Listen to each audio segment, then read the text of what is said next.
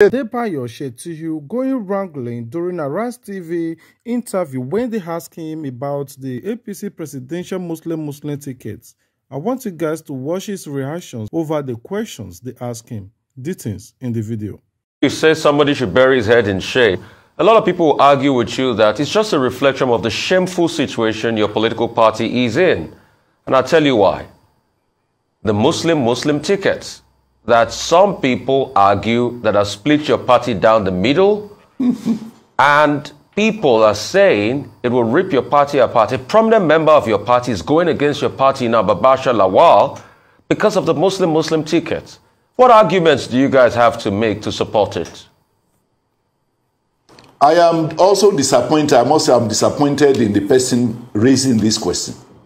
You are jumping from one scenario to another, and I want to assure you that I am competent to respond appropriately to everything that you want the public, you want to misinform the public about.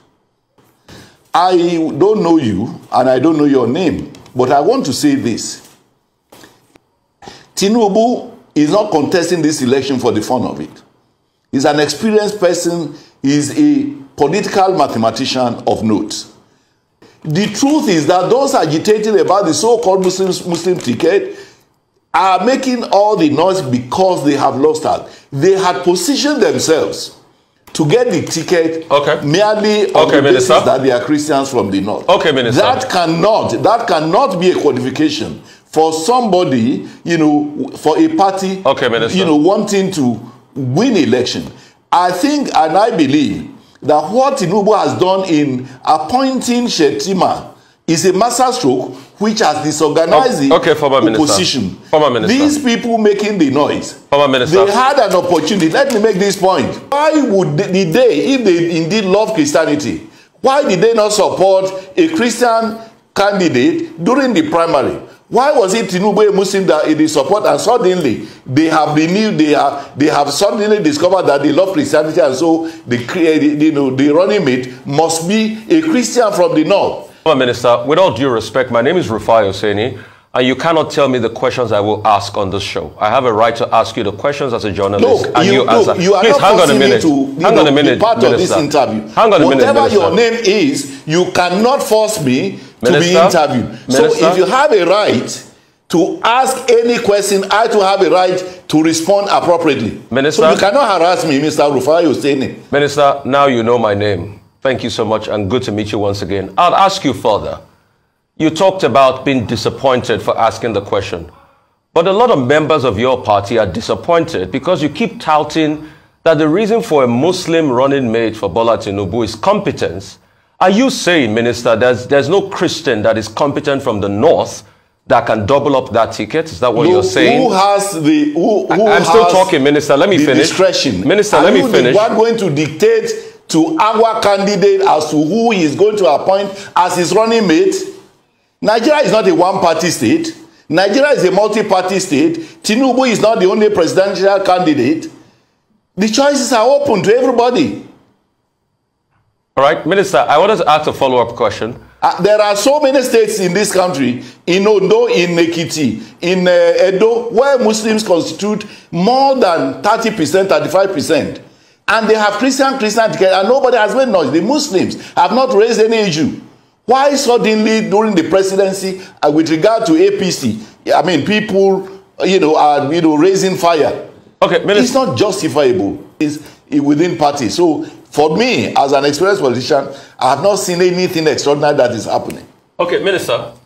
Two quick scenarios again as regards your internal wranglings in your party that is tearing your party apart.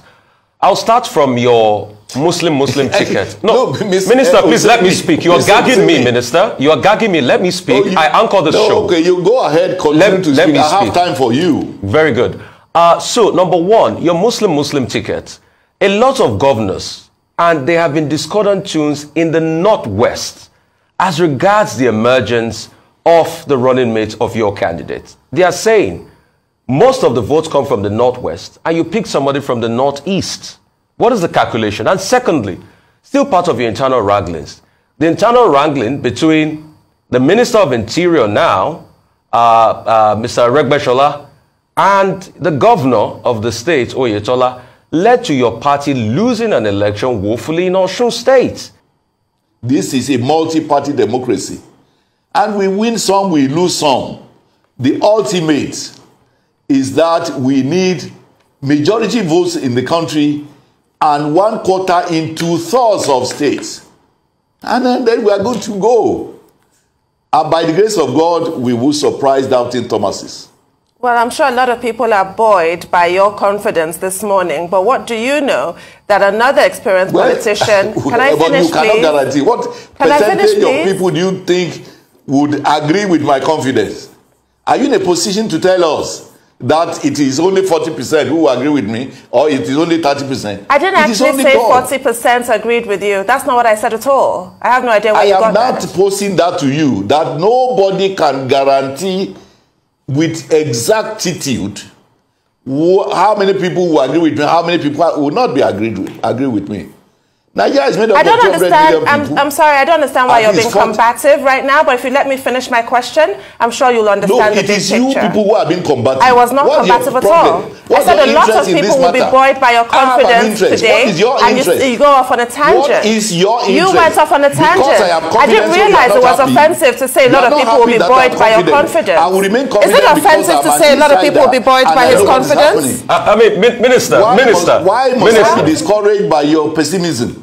What pessimism? No, I'm sorry. You say I'm combative. A lot of people will be buoyed by your confidence. How is that combative? How is that pessimistic? To say a lot of people will be buoyed by your confidence. So what's your problem about my confidence? What is your problem about my being confident? Did I express that I had a problem? You are supposed to be balanced now. Did I express a problem? You are not supposed Perhaps a dictionary might be needed. That we are desperate. We are not desperate. Okay, who used the word Minister, please calm it down. Minister, please calm it down. I don't think he understands what it is to be buoyed. I don't think he understands. Person. I'm not combative. Minister, calm down. We're asking questions. Being buoyed means you will not overwhelm me. Be assured of that. Being buoyed. All right, Minister, we'll go for a quick break and we'll come back and talk to you. I don't think he understands buoyed. Peter Obi must to come and see us before we can support him. I want you guys to pay good attention to what this man is saying. If we have to vote Peter Obi, where will Peter Obi lead us to? Well, Peter Obi will have to come out and tell us his plans to become a president, and after he becoming president, what he will do.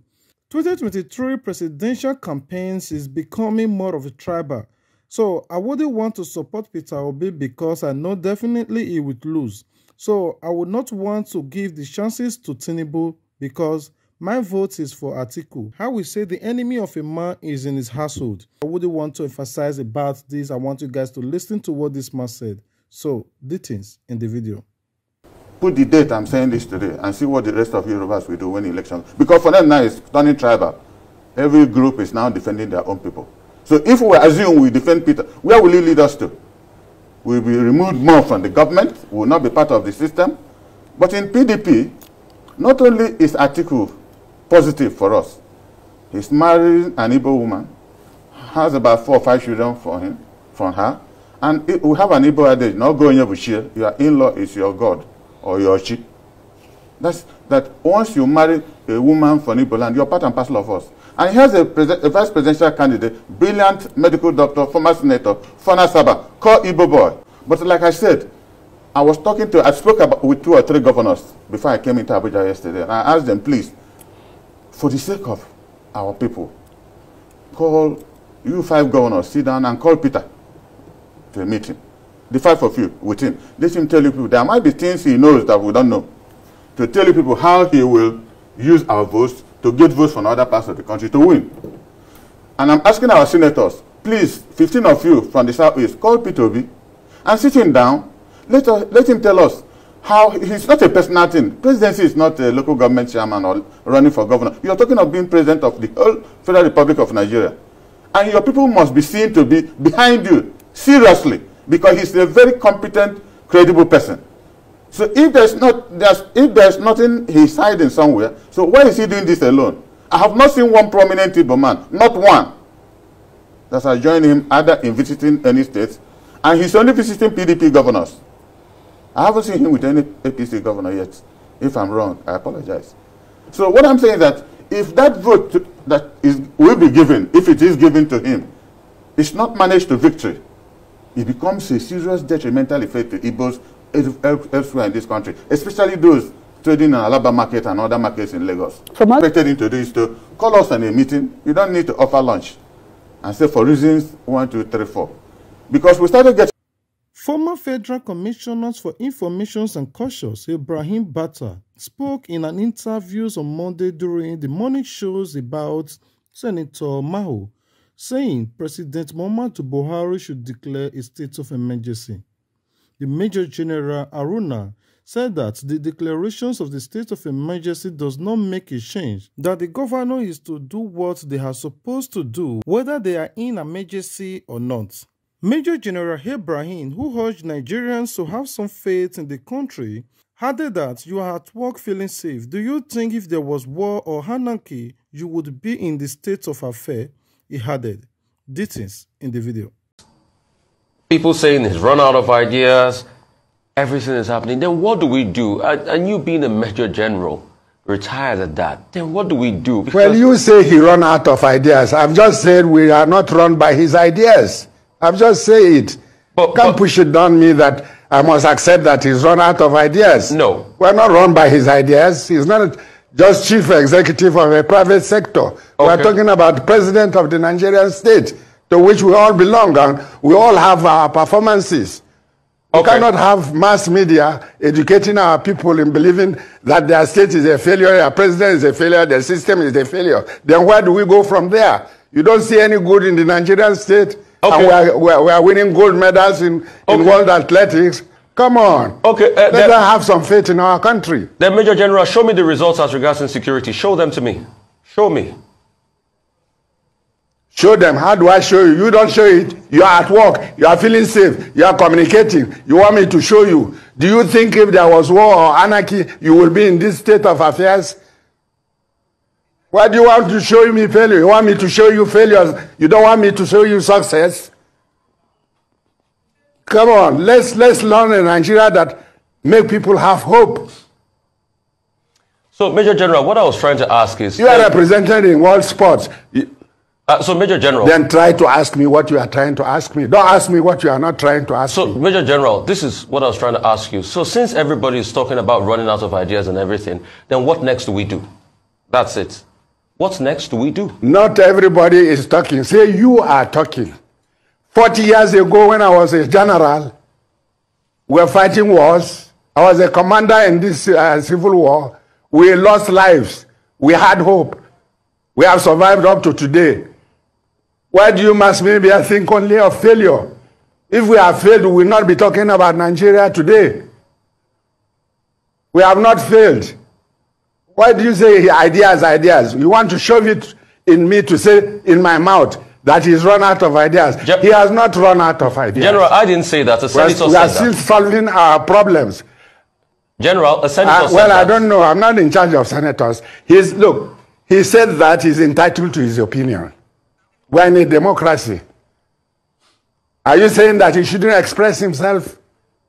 He has expressed himself, but I don't have to agree with it.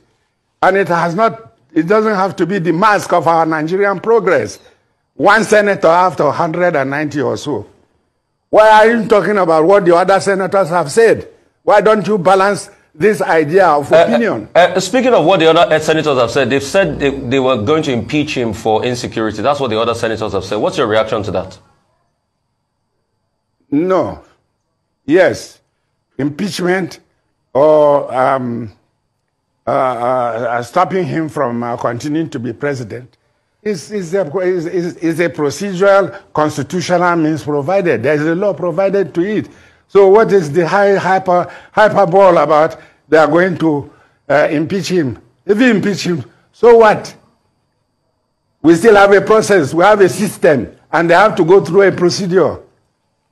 So why do you want to make it that I should feel we are in a situation of fire alarm? There's nothing alarming about that. It is foreseeable. It is provided for. There's a process for it. There is a procedure. So it doesn't have to be a fuel for anarchy or disorder. It's a logical process. If they feel like it, let them convince others. They are not the only senators who want to impeach him. They were put there by voters, by electorates. And they themselves have to consult. Their ideas are not paramount. And we don't even know. In a democracy, it has to be a process that involves the desire and endorsement of a majority of people who belong to that idea. Right, so they have their ideas. They want to impeach him. And they have chosen their own time to impeach him. He's been there almost 8 years. At the end of his performance, you want to impeach him. Meaning what? Meaning you woke up one day on the wrong side of your bed and you think Nigeria should be destroyed. The president must go. That's your idea. That's how you feel that morning you woke up and went to the Senate. Go and convince the senators and convince us too. Well, thank you, sir, for your time this morning. Is what spent 90%. Thank you very much. Thank you very much for watching our video to the very end. If you are our subscribers, thank you for always coming back to watch our videos from Facebook, from YouTube. We really appreciate everyone that is supporting us. If it's the first time of coming across our videos, why not take a moment of your time to visit our platform and follow us on Facebook and subscribe to our YouTube channel. This is the only way you can support us, by sharing and commenting and giving your view about these specific videos. Until we meet again, stay tuned with Plan TV. Peace out. Don't forget to subscribe to get notified. And as you the share your support, now say God bless you too. Sense on the bed. Plan B TV, Plan B TV, Plan B TV. Oh, Plan B TV, Plan B TV, Plan B TV, Plan B TV.